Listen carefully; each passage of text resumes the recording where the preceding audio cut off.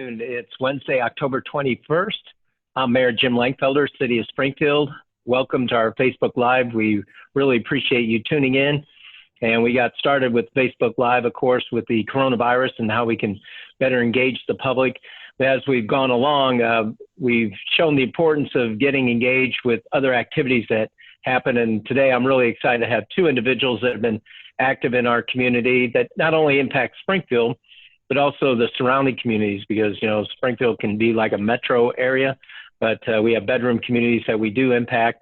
And with me today, and I'll do formal introductions after I give an update, but Dominic Watson, he's with the he's the CEO of the Black Chamber of Commerce. He's been involved with a number of organizations like the Sangamon Springfield Growth Alliance, as I am, and the Community Foundation as well, and some other activities.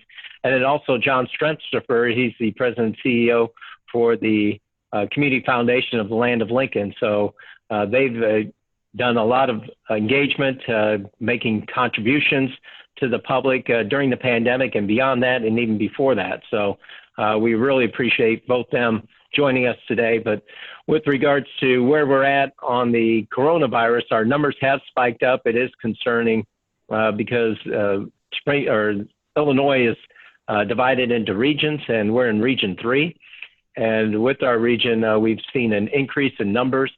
And so that is concerning because the whole goal is to stay where we're at and move forward. So the next phase would be essentially phase 5 when a vaccine comes. We're in phase 4. And what's important is for our restaurants to stay open and our retailers, things of that nature. But it's important that we all try to be remain vigilant with the virus since there's no vaccine. I know it sounds redundant and it might be kind of falling on deaf ears because it becomes a mutated noise, and we've been pushing it so long. But it is really important to wear your mask, your face covering, of course, the proper way over your nose and mouth when you're out in public. And actually, when I have my granddaughter at home, I don't want to infect her. I'm not, or even take that risk. So I always wear it around her. You know, she's an infant child, and there have been some cases where infants have actually caught the virus. The other one is washing your hands as frequently as possible. That's important. And just keep that good hygiene. But again, keeping your social distance when you're with others at home or the workplace or outside in public, 6 feet apart. And if you can't, wear your face covering. But where we're at with regards to numbers, we have a positivity rate of 7.3%. And just to give you kind of a gauge for that, if our area is 8% positivity rate 3 days in a row, that gives us a warning level with regards to the state of Illinois. And then the other number to be cognizant of is the 100,000 per 100,000 infection rate. Last time I checked, it was 176. Well, that needs to be below 50. And so I think we've been in that range above 106 times. But it's important that those two numbers are a driver, and we're in a dual warning stage. And other areas up north, they've been rolled back. I know in the bars and restaurants since October 3rd, I think in the Rockford area, where they've had limited operations.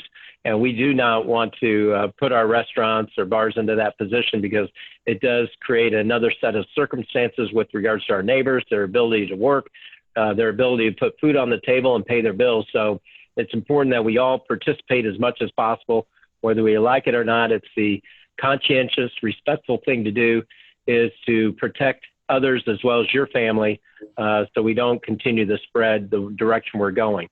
The other item I will point out is the intensive care unit occupancy. Right now, we are at the occupancy rate of 60%, which is somewhat high, but that's not all COVID related. We have great medical providers, and they are a regional provider of healthcare services. So that does reflect numbers outside this area with regards to Sangamon County. But the ones we can control are the positivity rate and the infection rate per 100,000. It's important that we do what we can. And what I've noticed is with schools are back in session, they've been operating well, especially the parochial schools, which we appreciate them taking that extra care for their loved ones and students and the young people. But outside of that, what I've noticed is, or what we've heard, is that social events or activities seem to, people let their guard down because they're around their friends or around their family, and they think that they will not spread it as much, but you still can spread it even though you're related. And that's why for my family, we continue to keep our social distance and things of that nature. So it's good to be cognizant of that. Don't let your guard down. It doesn't matter if you know the person or not. You should always carry the same guidelines with regards to wearing your face covering, washing your hands, keeping your social distance, whoever you're around. And that's the important way that we'll get through this together through the end of the year until a vaccine finally comes our way. So those are the important things I wanted to share with you today. But why don't we jump into our guests, because I want to give them as much time as possible, and then we can wrap it up with a few loose ends that I need to tie up. But first, I'll introduce Dominic Watson. Dominic, as I said, is the CEO for the Black Chamber of Commerce. I first got to know Dominic, I believe he used to work at the state level, and got to know him as being active in the community. I believe at that time it was over in the Enos Park neighborhood. And he's been very active in our community, which we appreciate. So Dominic, if you'd like to share anything you would about yourself and then your organization, and then I'll introduce John after that. So Dominic, thanks for being here. Thank you, Mayor. I just wanted to thank you for the opportunity to join you on today. You know, we're very, very busy at the Black Chamber. We're working diligently behind the scenes to ensure that all Black business owners and Black entrepreneurs, Black professionals, and just the greater Black community is heard during this time. We were fortunate enough to have quite a few activities during this COVID time that highlights the need for support for Black businesses. We were fortunate enough again to receive a grant from the COVID Relief Fund that the Community Foundation and United Way of Central Illinois was dispersing. And again, we received $20,000 for COVID relief. We were able to assist Black businesses in getting PPE. We were able to point them in the direction of PPP, and then we're able to connect them with financial institutions that were assisting with PPE. And then also we were able to just come up with creative opportunities to drive revenue to minority businesses. And again, during my time over the last 4 years as CEO and president of the Springfield Black Chamber of Commerce, we completely revamped our strategy. And now we're really, really focused on training, retention, and development of minority businesses and future Black business owners. So with that being said, I know we'll get into some of the meat and teeth of what we're here to talk about, but thank you for having me. Well, I appreciate it. And one of the things that Dominic had participated in the 217 Black Chamber support for businesses, and I know it was after one of the marches or the peaceful protests, which we appreciate, because what the pandemic has done, it's taken us new directions that nobody was even aware of. And I think it's re-engaged the public in general, but especially for our minority community. And voices are finally being heard that might not have been heard or might have been frustrated. And it's really pointed out, even though we've made great strides there, we have a long way to go. So people truly are equal or consider themselves being equal. And, you know, I think that's the importance of recognizing activities like that, because we want to support all our local businesses, of course, but there's times where you have to point out, well, it's important to support the minority business owners, as we do for downtown businesses. And it's not a knock against anybody else, but they are struggling at different levels, capacity levels. So if you could speak to that, I'd appreciate it, as far as the importance of showing that initiative at different parts of time. No, absolutely. As we know, historically, Black businesses have long been on the wrong side of history as it relates to funding opportunities, you know, even ways they could market to the greater communities in which they service. But we do understand that oftentimes Black business owners are committed to the community, even on the backs of their own revenue and sustainability. So, Black businesses are the cornerstone, even with, what we've seen in the past year or so with activism at an all-time high as it relates to injustice and speaking out and behind the scenes, even in front of the cameras. We've seen Black business owners actually stand up, fund opportunities, feed those who are in need, and march. Historically, that's taken place too, not just here in Springfield as of late. So again, Black business owners, Black businesses, Black entrepreneurs, Black young professionals, the Black community, in my opinion, are the backbones of our greater communities.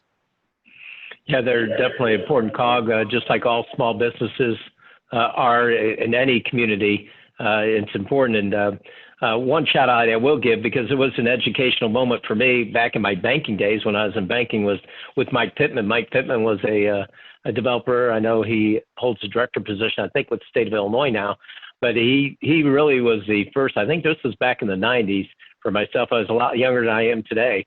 But he emphasized the importance of spending dollars within your own community. And I think that really hit to the heart of it. So that was way before local first, or supporting local came about. He was really one that lived it and showed the importance of doing that, because it multiplies so many times over your dollar. So if you expend it within your own community, it does multiply, and it helps benefit those that your neighbors, and it goes way beyond that $1 that you're spending. So it does have that multiplier effect. And but I appreciate you being here, and we'll touch on topics like that as we move along. But speaking of having a great impact on dollars and the importance of it locally, John Stretzifer, he's really has the agency that signifies that or exemplifies that, and that's through the Community Foundation of the Land of Lincoln. And John, he's got to show it from the get-go. He actually built it from the ground up, which is a rare opportunity to become the community development engine that it is. It's really changed lives. It helps support lives, even before the pandemic, but also during the pandemic. But I've known him on a personal level, because both our mothers are artists.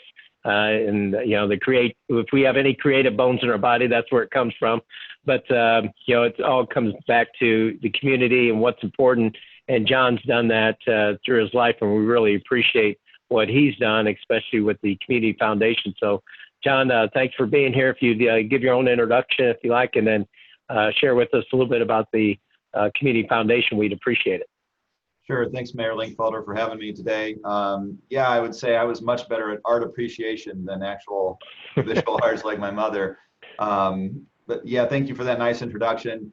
Just a little bit about my background with the Community Foundation in particular.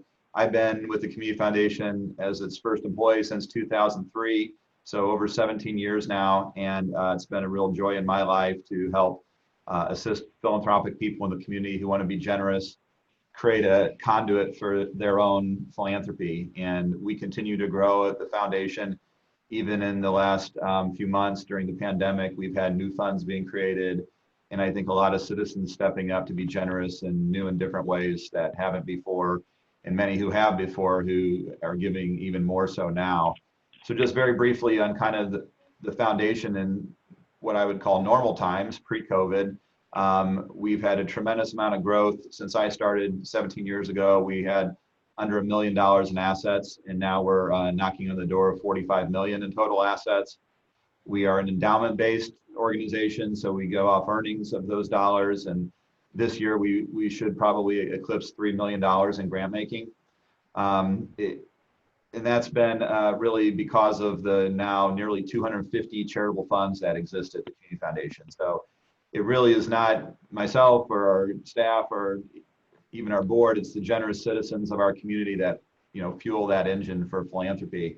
This last few months have been remarkable in my career, in how we joined forces with the United Way very early on in early March when this pandemic hit the shores of America, and we were trying to brace ourselves on how to use our own mission to address people in need, especially not-for-profit agencies. So in total, over $900,000 was collected and distributed through the mechanism that we stood up with the United Way. And that went to over 80 organizations. And Dominic was with the Black Chamber was one of those. And it really was quite a whirlwind. I think we had 9 grant cycles in about a 2 to 3 month period to really respond quickly to the pandemic. When people, if you put yourself back in that frame of mind in March and April especially, it was scary and not sure exactly how we would interact for a while with one another, even be able to go to work and in the not-for-profit sector serve people in the way that so many groups serve so well in normal times. So I think the Community Foundation and the volunteers who were part of that whole process are really proud of what we were able to do. As things kind of normed a bit, we started picking up in our traditional role of a grant maker. And just recently, we do this annually where we orchestrate an opportunity for agencies to apply for funding in a general way for any purpose. And it will be announced here more formally here in the next few days, but an additional 150,000 plus, I think, will be going out from funds of the foundation to support not-for-profits in the community. So it really has been kind of in the last 6 months or so bookends with the Rapid Response Fund, and then our traditional, what we call our community grants program, kind of picking up here as things have settled in a bit. I still have a great concern for a lot of not-for-profit organizations and how they will survive. I'm hopeful that we will see another stimulus package from the federal government with PPP and other things that can help not-for-profits. I was just on a call earlier today with the state of Illinois, also trying to provide grants out to small businesses in rural areas, which I hope for anyone who's listening out there, they should look that up at the state of Illinois through DCEO. It's important funding that would be in addition to federal funding or any philanthropic funding. So right now, this has been an unusual period for us reacting to this pandemic, and we don't think it's over as far as organizations and people that will be suffering. And we intend to do our level best to be there for the community that we serve. Well, thanks, John. And you pointed out something really important was that partnership with the United Way. And is that something that was just done locally, or was it statewide, or how'd that come into being? Yeah, well, came to being early in March when we were on a national conference call from the Seattle Community Foundation, where they had, that if you remember, that's where it first came into the country in a big way, the COVID-19. And I called John Kelker right after that, said, hey, John, and we've partnered with them all the time on a number of issues. And that was an easy call because we're so close with the United Way. And John's like, yes, let's start talking. And our staffs really got together very quickly and stood up that fund.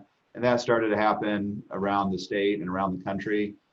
We're fortunate in our area that we have such a close relationship with the United Way that we could easily come together.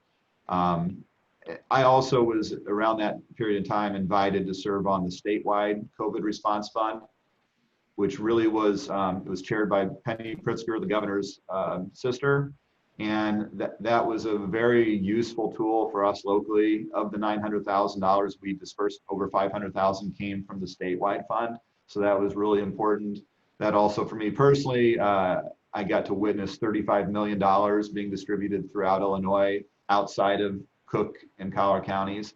There was additional funding from the big foundations up there and philanthropists up there that went directly to Chicago. But I was proud of our state with how philanthropy stepped forward to not just serve in the Chicagoland area, but the entire state of Illinois. That was a remarkable feat as well. And I think also will have a lasting effect on how people can come together from, Cairo to Chicago. Mm-hmm. Very good. And then have you seen a jump up in, maybe you haven't tracked this, in the number of funds created during the pandemic, or has that kind of been flat or decreased or increased?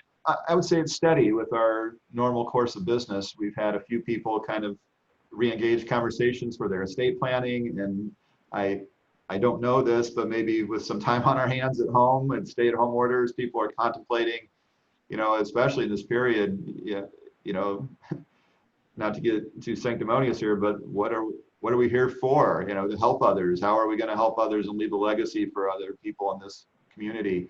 And so I was excited to know of people's estate plans that they're going to leave funds to the foundation when they're gone, and those resources will come into play later.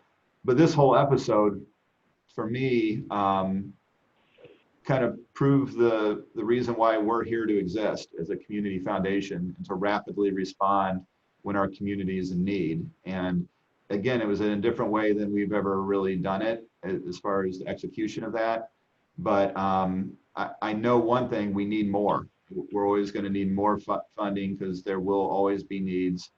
As much as we progress as a human race, we're always going to have people in need. So I hope that this period of time will make people even more generous. It certainly hasn't been a waning of that at the Community Foundation. We've seen a steady amount of people contacting us and wanting to still be generous. Great.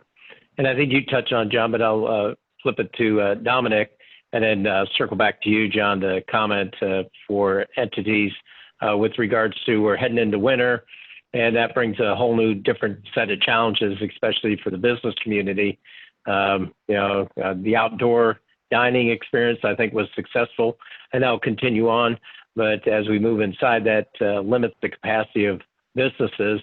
So Dominic, if you could share with us some of your insight on concerns that business owners might have shared, or the direction we need to go from your engagement, and anything you'd like to share on that front as we move into this winter season. That the unknown's still there, but how do we do so successfully? I think innovation is really important in this conversation right now, because a lot of business owners that we come into contact with on a consistent basis have come up with creative initiatives, creative innovative efforts to kind of offset. I mean, we won't fully replace a lot of the funds that the funding deficit, or not the funding deficit, but the revenue deficit. But if we can offset. So coming up with creative marketing strategies, creative ways to kind of just, offset the lack of revenue are the conversations that are really being had in the business community. I know that, going into winter, again, is going to be hard trying to fill the voids for, for outdoor seating, et cetera, or even just in general, filling the walk-in traffic void. But I'm optimistic that given the right resources, given the right initiatives that will come about, and the right support, I think that we'll weather the storm, so to speak. But again, we just have to ensure that we mitigate the challenges that are there. Yeah, it seems like it's been successful when, as John pointed out, on the non-for-profit side, I think on the business side, where you might see competitors coming together to work together to help support one another. Absolutely, collaboration has been so critical during this time. We've collaborated on quite a few events with the Black restaurant community, the Black fitness and health community. We're working on a few other projects for other industries, but collaboration is everything. Through our efforts with the 217 Black restaurants, with 5 of the 8 participating restaurants, Black restaurants, reporting their numbers, we did in 2 or 3 days, depending on the restaurant, but over $30,000 in revenue for that weekend, and that's with three of the restaurants not even reporting their numbers. So I think collaboration, coming up with creative and innovative ways to kind of market a industry as a whole is going to be the key here. Mm-hmm. Without a doubt. And I know on the non-for-profit side, I'm just bewildered at, usually the economic arm for all non-for-profits are the fundraising activities. Well, those have gone out the window when you have used to getting people to come to a location have a gathering and do auctions, things of that nature. So I know from the Community Foundation that's been a life preserver, but can you speak to that, John, from being a funder, the challenges that are some of the innovative ways that people may have been changing things up as they move through this pandemic on the non-for-profit side or any other entity? Yeah, it's very difficult to get together in a fundraiser type of way now. I do see a fair share of Zoom events or things like that where people can get together virtually and have a trivia contest, or I just saw the Hoagland's advertising for an arts performance online. But it'll be hard, I believe. I do know that a lot of funds at the foundation continue to grant money for events like that, is to kind of support when they can't go there. I'm hopeful that annual funds are increasing in size when you can just send a check-in or an online contribution as opposed to going and buying your chicken supper or chili bowl or whatever it may be. So hopefully the donor community continues to give. I haven't heard a lot of data on that, but I just from my observations know that organizations are figuring out ways to survive. I think there will be and has been some furloughs or layoffs from some organizations that really rely on ticket sales. If you think of arts organizations or cultural organizations that are hit harder in a different way than those who traditionally get funding from the state or federal government, where you do have maybe even at times an influx of new resources they haven't seen before to serve the poor in some way. So it's really those cultural institutions that I think from a business perspective are really trying to figure out how they're going to weather this storm.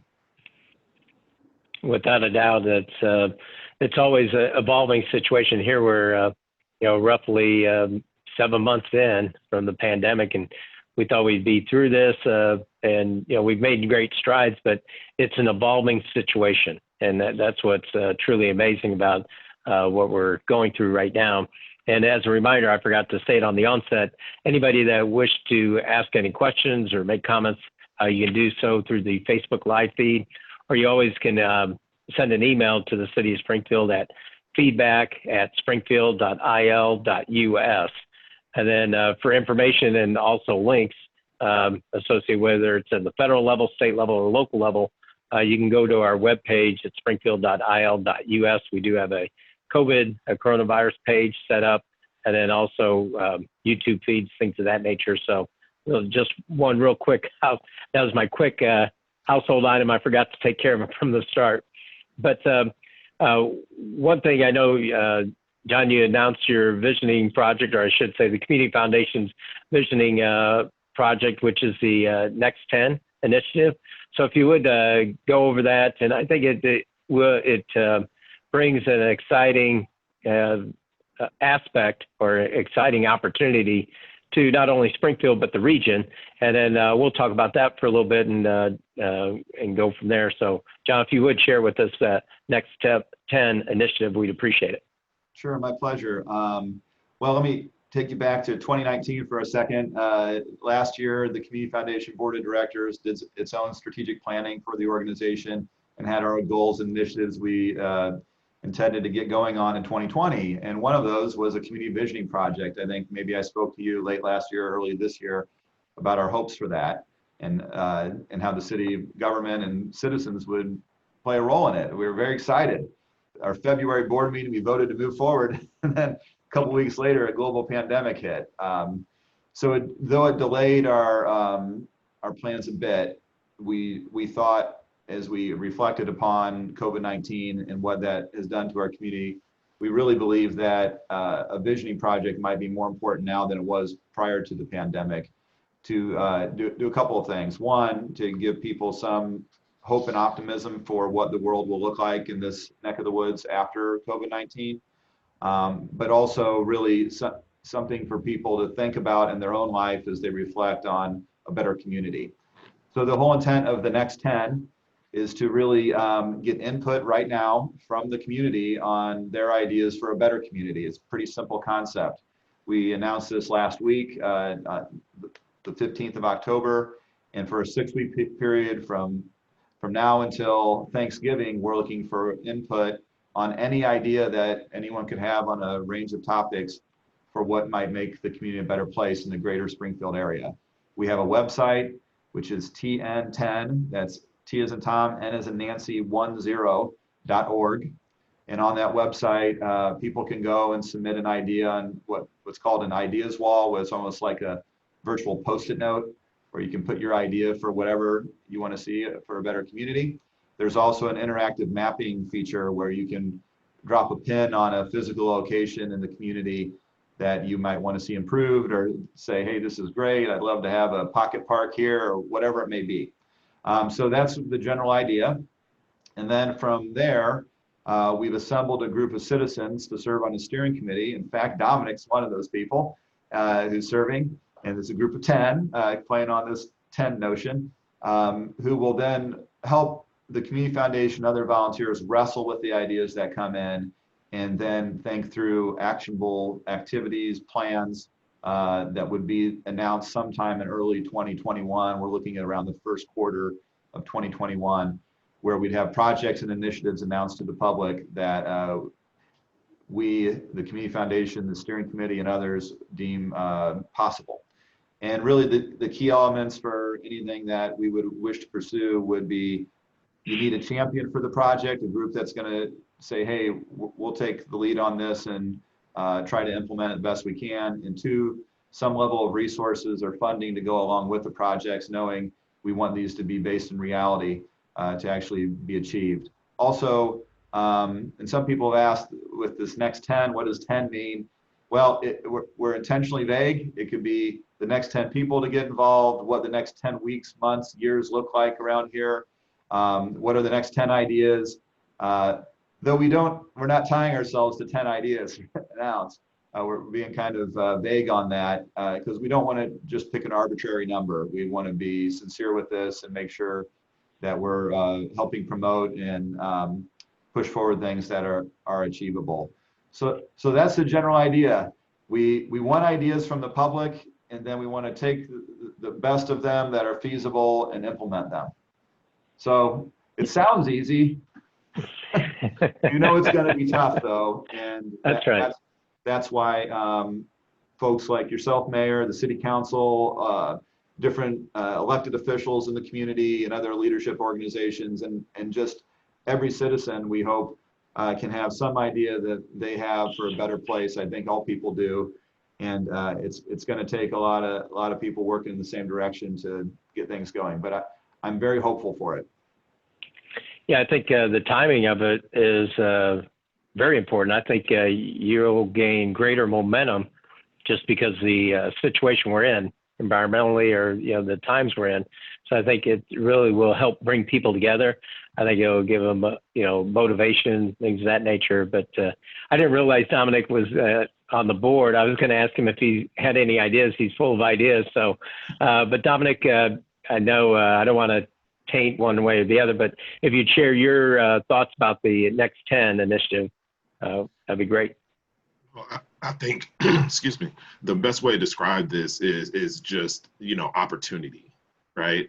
There's a huge opportunity here to really focus our attention on championing ideas, and not only championing ideas, but taking them from idea to conceptualizing to actually, putting them on a path to be successful.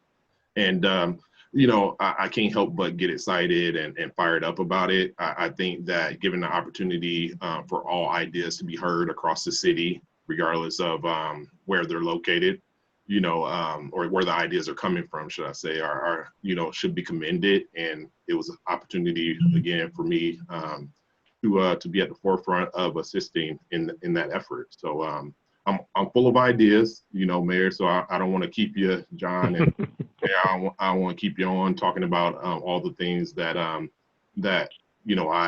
been conceptualizing in my head and tried to carry out over the last 3 years. Yeah, I think, and you had some initial projects already submitted, and I think, didn't you show them on Friday on the Armory, or is that a continual reflection that'll be on the Armory wall? Because that's one of that'd be a project I'd like to see with the Armory, and I have a whole list. But I didn't want to flood the the portal before everybody else had a chance to. But if you'd share with us the Armory concept or showing it, and then any ideas that popped that seemed to stand out.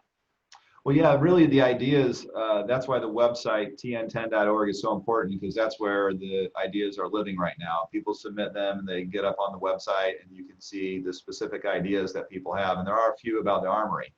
But last week, we did really to promote just the notion of the Next 10. We are going around the community and having these pop-up events where we display video images up on buildings.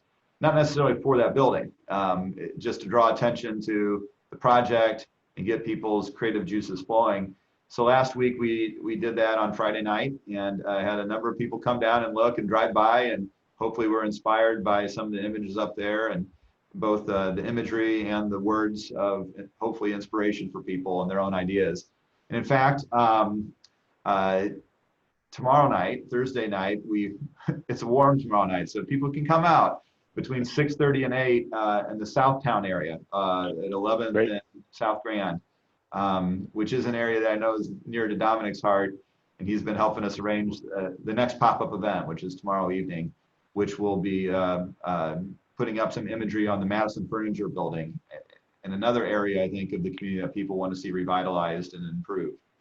So we're going to be doing 6 of these during the duration of the campaign for promoting this. So yeah, they're really to focus people on parts of the community that I think we want to see improved, but also not necessarily on the specific property, but really just to get people thinking about what this community looks like and how we can make it better, whether it be the physical environment or in social services or cultural activities. I think we all kind of have this vague idea of what we want to see often, but we now want to take that notion of what the goal is and put into actions that we can partake in to achieve that vision. Yeah, I think both of you touched on the aspect of champion, but really it's pulling the resources together. And I'm glad you're doing that tomorrow. I don't know if you're going to share, Dominic, any vision of Southtown, but just so people know, I used to work at Sarasota Theaters way back when. And the only marquee around is on Southtown. And actually, as Mayor Davlin, under Mayor Davlin, he had the notion to preserve that, which we're very thankful for, because you fast forward 20 some years and that's the only marquee we have. And so it's really something that stands out in that area. So Dominic, if you'd speak to the importance of bringing groups together, they may be in the area or may not be, but the importance of that and anything you'd like to share with regards to tomorrow night. No, so I was happy when John reached out to me in regards to looking at, oftentimes we focus our energy so much on other sides of town and forget about the treasure that East Springfield has, all of the treasures, plural there, that East Springfield has to offer. So I was excited that the second opportunity for a pop-up was taking place in Southtown, and John reached out. Again, we were very fortunate to identify Madison Furniture. The owner, Court Dickinson, and his family have been long-standing business leaders in the Southtown area. So they were very happy, and we're very fortunate to again highlight one of the hidden treasures and not so hidden treasures of the East Side, specifically in Southtown. And there are ongoing efforts to revitalize the area. Again, the Black Chamber of Commerce and myself were looking at opportunities to do some redevelopment work in that area, specifically right there on the corner of 11th and South Grand. So we're excited. Great. And on this whole process, I think if you could speak to John as far as so you have the concept comes forward, and it's like Benedictine University, Ursula Hall, one of my mom's initiatives she thrust upon me, or something of that nature, or Southtown, or, the Armory, whatever the case may be.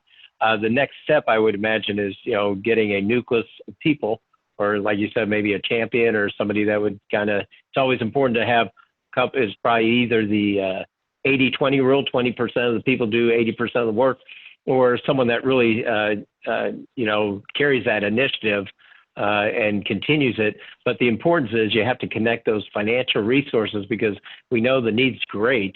Can you speak to how that process will come to fruition?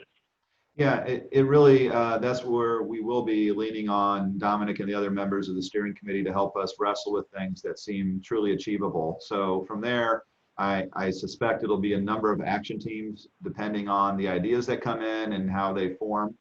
And then we will probably be calling you, the aldermen, people at city government, to be a champion for a project that would require maybe policy issues to be changed or something, or funding from any source that the government can provide. I think statewide, state elected officials have been informed about this and seem excited, county officials. I think it's going to take all of us to think thoughtfully of those organizations that have resources to deploy. And hopefully this will be a way for the community to kind of speak for what they desire to see happen. But yeah, much of the work after Thanksgiving, and it's already kind of started because we know some general ideas that seem to be quite popular already. And we're not starting from ground zero. I mean, there's been ideas that have been pursued for years or months that kind of have some traction already that hopefully this can help support. So it'll be a lot of orchestrating, honestly. And that's something we do at the Community Foundation. Our mission statement is connecting people who care with causes that matter. Now, typically that's done through funds established at the foundation that make grants. That's kind of where that derives from, but it works in many ways in my experience. I know there's a lot of projects that we work with the City of Springfield on, county government, the United Way, other organizations in the community, supporting projects of Dominic's with the Black Chamber recently, the UIS, you name it. We're the community's foundation, so we hope to play that role in a little different way with this project. But yeah, we want this to be grounded in actionable items that can be implemented in the short term. So like I said, some people have asked, is this a 10-year project? Well, we want to think of what the city looks like, the community looks like 10 years from now, but we're anxious. We want to get things moving in the next year to 3 years, not wait forever to do things. So it's very action focused for the project. And you're right, this will take resources. Yeah, I think what excites me most about it is, you're a kind of a neutral entity to carry this out, and you have a number of agencies or individuals involved with your organization. So I think it takes that unique perspective. The other, to keep it going through time, that's important because it should be more of a uniter, not a divider with regards to that. The other thing is it's more of a bottoms up approach, because for myself as mayor, I do have resources, or the city has resources we could deploy. And sometimes we think we are doing the best possible thing, but that's not always the case. It's important that you do hear from those that you're impacting their lives, or how things are happening around them.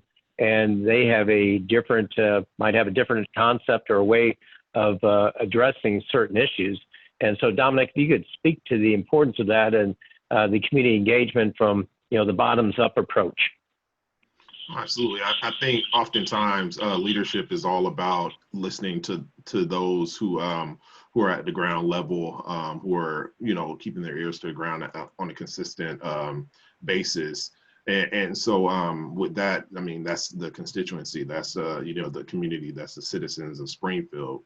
And so we've seen, in the past, the challenges of pushing concepts and ideas that aren't supported by the greater community as a whole. So being at the front end of community engagement is everything as it relates to a project. So I'm happy that again we're starting at the ground level and then working our way up.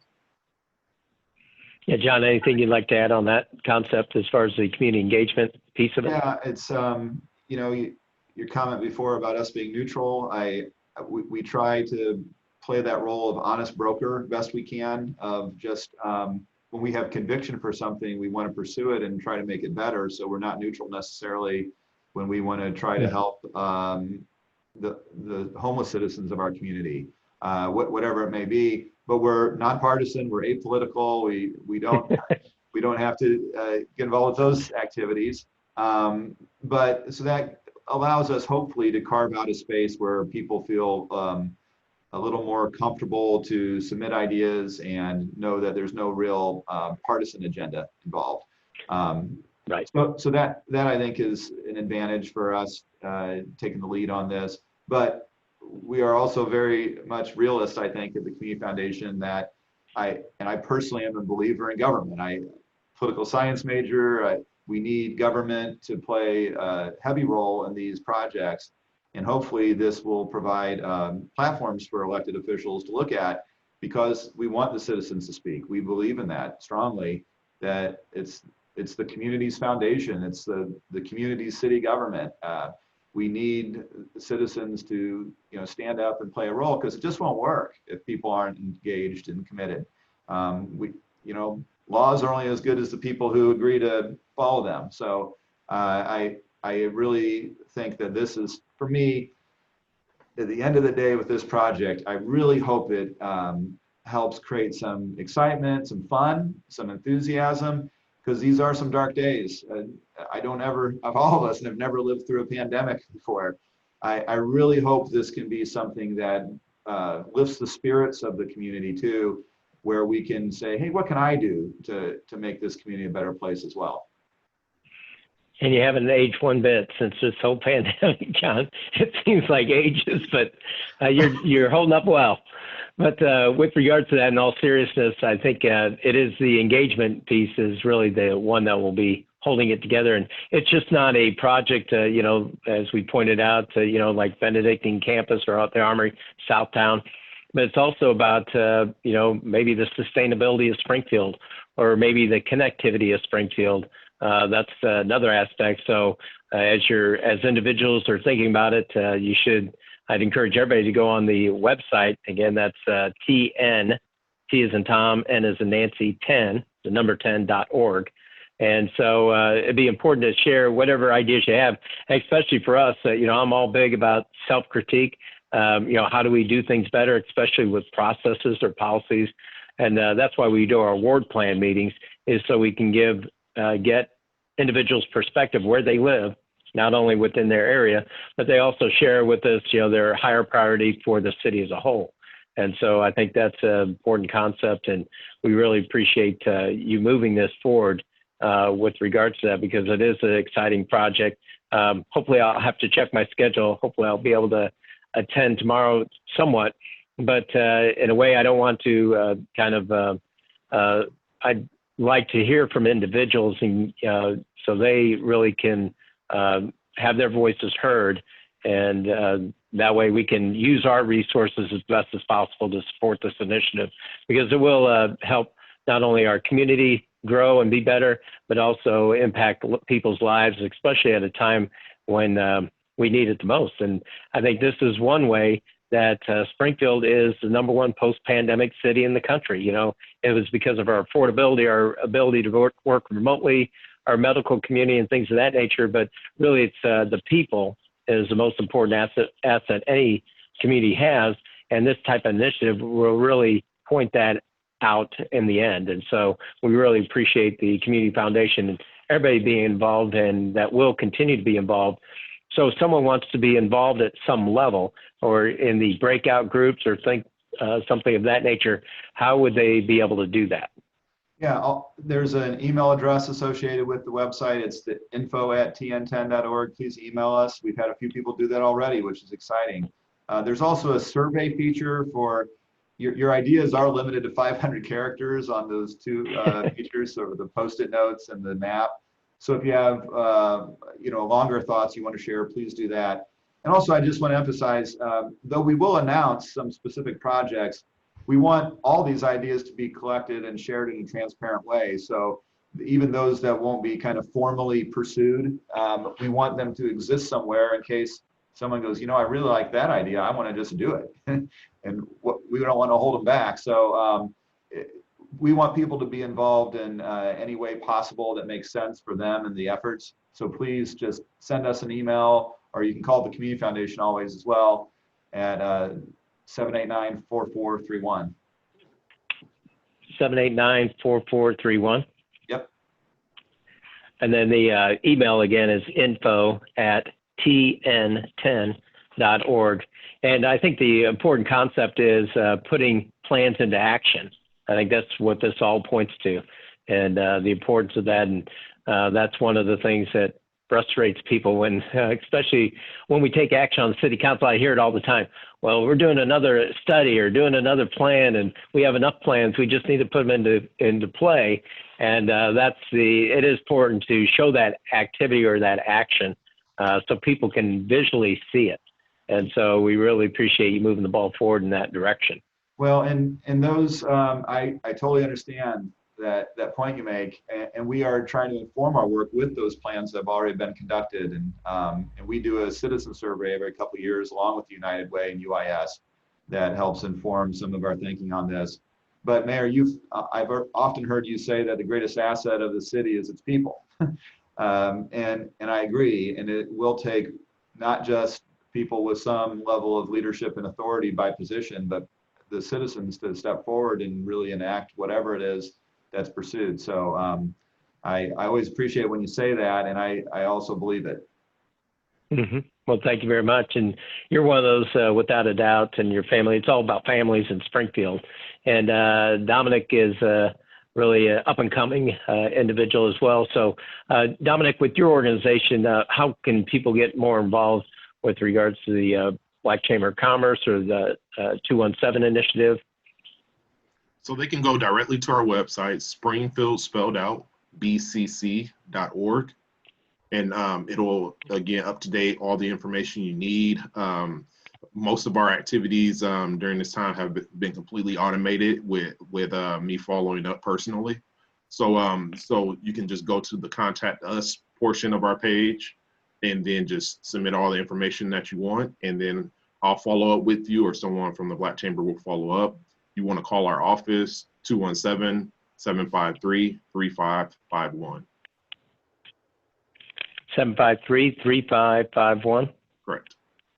And then that website was bcc.org? Springfield Black Chamber of Commerce. So Springfield BCC. Springfield BCC. Springfield spelled out, bcc.org. Okay, got it. Yep, well, very good. Yeah, I think you hit the nail on the head. It's all about relationships. So it doesn't matter if you're involved with the foundation or the Black Chamber of Commerce or the Chamber of Commerce or a business or in government. It's about those personal relationships that really transcend lives. And even though I prefer meeting in person, I prefer talking over emails or texting, but it is important with that personal contact because it does help us get through this challenging time that we're all facing. And I think, I'm very optimistic what lies ahead for us. So I really appreciate both of you taking the time out, especially with the 10 initiative, the next 10. And so again, if you want to get involved, you can go to, or just email info@tn10.org, or go tomorrow night at 6:30. Is that just in front of Clay's Barbecue, or is it, or just in front of Madison Furniture, or what's the gathering place at 6:30 tomorrow night? I think we're scouting out the logistics tonight, Mayor. The general area.